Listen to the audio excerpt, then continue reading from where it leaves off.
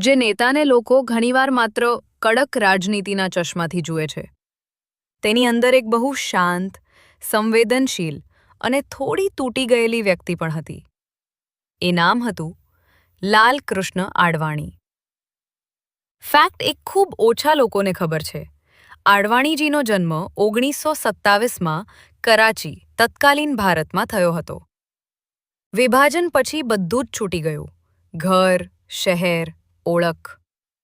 ભારત આવ્યા ત્યારે માત્ર એક સૂટકેસ અને અનિશ્ચિત ભવિષ્ય સાથે આવ્યા હતા. ફેક્ટ 2. બાળપણમાં તેઓ નેતા નહીં પરંતુ લેખક અને શિક્ષક બનવા માંગતા હતા. વાચન અને લેખન તેમનો પહેલો પ્રેમ હતો. રાજનીતિમાં આવ્યા પછી પણ ભાષણ લખતી વખતે તેઓ શબ્દોને હથિયાર નહીં, જવાબદારી માનતા હતા. ફેક્ટ 3. રથયાત્રા દરમિયાન તેમના પર હુમલાઓ થયા, ધરપકડ પણ થઈ. પરંતુ બહુ ઓછા લોકોને ખબર છે કે દરેક યાત્રા પહેલા તેઓ પરિવારને પત્ર લખતા હતા, જાણે પાછા ફરવું નક્કી ન હોય. ફેક્ટ 4. ખૂબ જ ઓછા લોકો જાણે છે કે બાબરી મસ્જિદ અને રામ મંદિરનું રાજનીતિકરણ કરનાર સર્વપ્રથમ આ જ નેતા હતા.